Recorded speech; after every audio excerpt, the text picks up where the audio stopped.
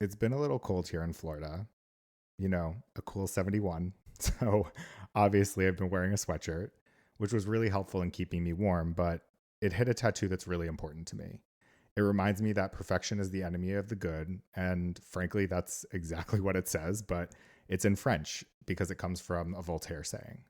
So when I went to record this podcast and wanted to make it perfect for all of you at home, I forced myself painstakingly to record the perfect scripted version of episode one. And after 4 versions with 50 to 90 snippets per version, I can safely say it didn't work. Now, what's funny about this is I'm normally the person that says, give me the mic and point me in the right direction. But my insecurities got the better of me. And so I created a scripted episode. Needless to say, I got the point across, but it felt more like a memoir than a conversation. And a conversation is exactly what I want to be here having with you today. So I'm doing what I do best and throwing out the script, starting over with about 12 hours before I launch this podcast. And if you hear people in the background, it's my mom and Ed, because I had to have someone else here. Otherwise, I would feel crazy talking to myself. So here we go. I'm grabbing the mic and I've pointed myself in the right direction. Hi, I'm Charlie, and welcome to TURTZED Podcast. You might be asking yourself, great, what's this all about? And honestly, I would be here asking myself the same question. And my answer is, who's to say? I can't tell you what you're going to resonate with or what's going to impact your life, but I will tell you that it's my mission to share my journey authentically with you and what I've learned along the way. I also want to share this space with other incredible people who will share their journey, as well as discuss the modalities that have helped us affect change in our lives. And yes, I know modalities sound so official, but honestly, if you asked me a year ago if I'd be researching somatic breathing or what crystals do for you, I wouldn't have believed it. And I know there are quite a few people listening thinking, okay, he was my boss and a hardcore sales closer. What the fuck is happening? So, for now, let's get into it. And by the end of this podcast, you'll know a little bit more about me and what this is all about. But some history is needed first, and the content I'm going to discuss is my point of view as Charlie Turtz. And I am by no means a medical professional, although after 15 years of therapy with some great health insurance, I've basically spent more than the cost of going to medical school myself. So, therapy is not required. But if you're struggling yourself, you should seek medical attention. And this is my story of how I knew I needed help. I've been a proud therapy enthusiast at least 99% of the time since 2010, and I've definitely put in the work over the past 14 years. There was a turning point for me in 2021 when I found myself on the shower floor, water streaming over me, crying so hard I could barely breathe. It was a really dark place. The darkest of dark, the most desperate of places, and I'm sure many of you can identify with that place that I'm talking about. But it was also the point where I realized something had to change. Because right after you smack down, wrung out, and with nothing left, there is something inside you, this tug upwards, this teeth gritting reserve of strength where you say to yourself, I'm not doing this again. I'm not getting to this place again. And I'm not putting myself in this situation again. This is my turnaround moment. So when I started my therapy journey 14 years ago, it was because I found myself in a similar place. I was completely heartbroken and destitute, counting down the night's hours, literally praying in a way I've never prayed before. I prayed that I'd make it till morning, that I'd see another sunrise, and that frankly, I would make it until 7 a.m. when I could finally call my mom without scaring the shit out of her. It was at that point that I recognized in myself that if I didn't get help, I would drown. And like a child thrown into the deep end of a swimming pool, trying to learn to swim, I frantically grabbed at the walls. I was looking for safety, except there's no safety in life, folks. There is something else. It's self-discovery. And when you're open to it and ask the right questions, my God, how you can grow and we can grow. I just shared one of the most uncomfortable moments I've had in my life. And you might be sitting there saying, I can relate to this. And on some level, we all have our problems, but what now? And that's a great question. Have you ever painted a picture in your mind of what you thought your life should look like, only to get completely disappointed and hung up on this idea? Have you let the picture that you created in your mind push you down a path where you wake up one day and think, what the fuck am I doing here? Well, I 100% have, and I've done it more than once. So for me, I'm willing to acknowledge it here and now. And whether or not you want to acknowledge it yourself, many of us have been in this place. So I'm going to speak for me and say, it was a fairy tale love story. My grandparents met at a dance when they were teenagers, and my grandfather saw her from across the dance floor, and they literally spent the next 70 years holding each other's hands. There was that one exception when they were on a break because my grandfather was sick, and the only thing that would cure him was some Florida vitamin D, but I'll save the tea on that story until we know each other a little better. On the other hand, my parents' marriage was not quite so romantic. That was more of a psychological thriller than a love story, and it set the stage for a lot of the toxic situations I had myself in. But for so long, I clung on to this idea that I would get my forever love story. The white picket fence, a black and white Range Rover, kids, the dogs, the whole 9 yards. And then I realized that I was chasing this picture that I had in my head, and I had no fucking clue what I actually wanted. Now, you're probably thinking, get the fuck out of here. You mean your head, heart, and your actions can all be out of alignment? Yes, unfortunately, that's exactly what I'm saying. And there is not a chiropractor in the world that can adjust you back into alignment. Yeah, I know that was really fucking dramatic, but I'm going to get more dramatic. So, have you ever noticed yourself rooting for the underdog in the movie? The one that's misunderstood, overlooked, the one that's coming from behind. Now, do you notice that feeling in your chest when that character finally turns the tables and the truth comes out? Or they show their true badass self, take on the giant, and they come out swinging? Yeah, I loved Legally Blonde too, but the overarching feeling is watching someone overcome adversity, being bigger than their situation and finding their voice and being totally unafraid to use it. And that, my friends, is what we all want, the bridge from where we are to where we want to go. And it's a road I've traveled, absolutely barefoot and bleeding, but I'm here today to talk about it. I feel like I finally found my voice. And yes, I know, Charlie, you've always had a voice, but this is a different one. It's my authentic voice. I'm not trying to hide anything, and I'm laying it all out on the line. So what I want to do on this podcast is make it my personal mission to also help you get there too. I want to have real talk. I want to talk about shared experiences and get into some down and dirty conversations with some absolutely incredible people. As you might have noticed, today's Valentine's Day, February 14th, 2024, and I chose this day to launch this project because I felt like this podcast is going to be the beginning of a 70-year love story that I'm writing in real time for myself, showing up exactly as who I am and authentically sharing my journey to the best of my abilities. Now, if you're like me and struggle with the hallmark nature of Valentine's Day, Mother's Day, Father's Day, even a birthday, this idea of gushing love and appreciation only on this single day for people who deserve it every day, then no, you're not a cynical bastard. Or not entirely, but I'm here for it if you are.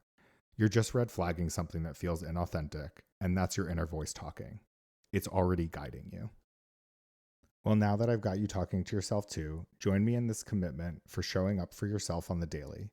Do the things that make you happy, light you up, and move you forward, because that's life's journey, and it's the whole fucking point of why we're here. I'm so excited to be doing this with all of you, and today I'm rewriting what Valentine's Day means for us, right here and right now. And no, not just because I play by my own rules, but because in redefining today as a day we celebrate the love we have for ourselves, and yes, of course, the ones we're in love with too, I'm not totally dead inside, it can become a mile marker for reflection of how far we've come, what we've survived, and who it has made us on the other side. I want you to take a second and think about these questions. Who are you? How do you show up in the world? And how do you get where you want to be? Yeah, I know you're like, well, fuck, Charlie, if I knew the answer to that, I wouldn't still be listening to this. Well, guess what? There isn't a crystal ball, but we all possess the ability to put in the work and make changes in our lives. Even if it's one step at a time, it's one step at a time. My intention and my commitment to you is to show up each week on Turtzed as Charlie. Flaws, failures, fuck-ups, and everything in between. To share my journey in the hopes that it inspires others to join me along the way and share their journey. Because I believe we learn most from our failures, because if we can be open and honest about them, not only can it help us understand what we could do differently, but as we discuss it on a podcast, it can also help others too. And don't worry, we already have some amazing guests lined up. You don't have to listen to me monologuing week over week, but I wanted to lay the foundation of who I am. So with this as the intention, I want to create a space where everyone can participate wherever you are in the world, because the only requirement here is that you show up authentically and precisely as you are. And after 15 years of therapy, I feel like I'm starting to show my authentic self. And thank fucking God, because if not, it would be one more relationship I didn't cut off early enough. So jump in the boat with me and let's build some deeper connections. I'm a big why person. And if you've ever worked with me and come to me with a problem, you know I'm going to ask why until we get to the root of the problem. So before we start with more stories and all the tea that comes with it, let's dive into my roots. One of the first gifts I received was the book The Way Things Work by David McCulley and Neil Ardley. And unbeknownst to me, that book would shape how I looked at the outside world, and it's influenced me throughout my life. Ironically, despite the knowledge of the outside world and looking at the way things worked outside, I had absolutely no insight into myself. It's only recently that I started to understand how I worked and why, which for the last 35 years prevented me from showing up authentically. At points in my life, I had so many different versions of myself, I could barely keep track of who I was with different people. The one exception, my colleagues. At work, I was consistent. I was presented with facts. I could see how things worked. I created action plans, made emotionless decisions, crushed goals. Work gave me a sense of purpose, and I was completely addicted to it, frankly, because it distracted me from everything else in my life. My self-esteem was directly correlated to the success in my professional life, the plans, the execution, the accomplishments, and when it didn't work out, I disassociated. My anxiety would go through the roof, and the only way to get rid of it was to figure out a way to accomplish another goal. It was so bad that I've had multiple bosses put in my performance review. There's an area of opportunity that you can take time to celebrate your wins and not just move on to the next challenge. Well, if you knew me 5 years ago, you'd know I absolutely did not listen because I thought to myself, who cares? I'm crushing these goals. I continue to push myself harder. I convinced myself that each summit that I'd climb, each goal that I achieved, that business Charlie might finally pour over to personal Charlie, and he too could have the life that he dreamed of. Well, that's not what happened. And what I couldn't understand was why the more business peaks I climbed to, the deeper I fell into the personal valleys, and my self-esteem felt like a zero-sum game. Since childhood, my perceived self-esteem and lack of emotions were interpreted as heartless and cold, when in fact I had more emotions than I knew what to do with, and they scared the shit out of me.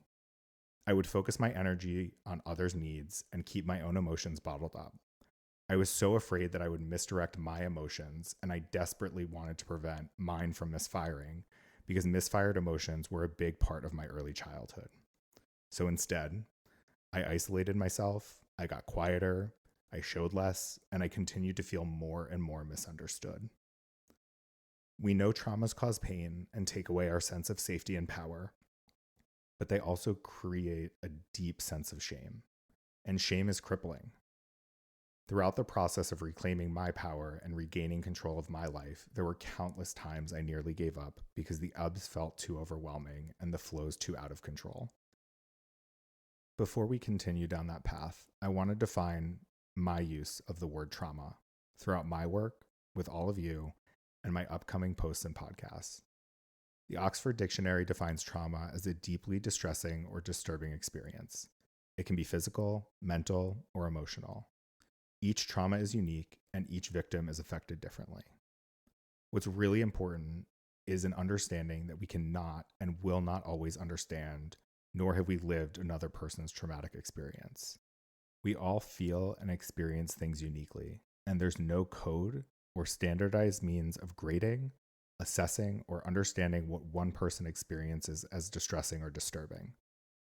What is really important is that we grow in compassion for it, allow space and understanding for those who have struggled or are struggling with something, and learn as a society and as individuals how to help both ourselves and others through it. Throughout my own early trauma, I would argue with myself that my life was good enough, that it could have been worse, and that I was still one of the lucky ones.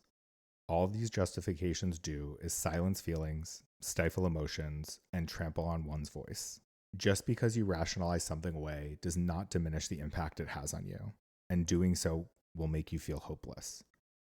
Somewhere in my own hopelessness, there was a tiny ember that repeatedly pushed me to be honest about what wasn't right and where I wanted to be. It created a fire that refused to allow me to give up on myself. And frankly, at times, I'm not even sure how it pushed me to do that. But one step at a time, I climbed closer to finding my voice, my authority, and my autonomy. How? Because I knew that each step up was better than where I had been. In seeking therapy throughout the years, I have found an incredible team that met me where I was. They really listened and ultimately saw me for me.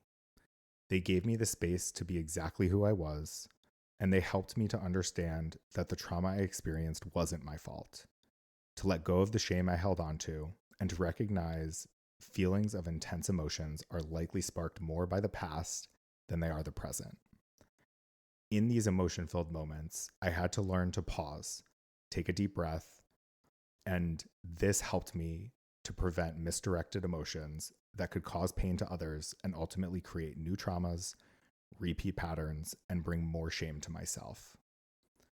The more I understood the way I worked, the more I now believe for the first time that I have the autonomy and can fight that gravitational pull towards those who ultimately trigger me.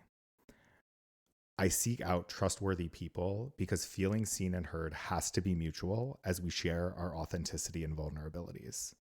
These new connections bring new levels of belonging to personal Charlie, allowing business Charlie to take a deep breath and enjoy a healthier balance in achieving goals.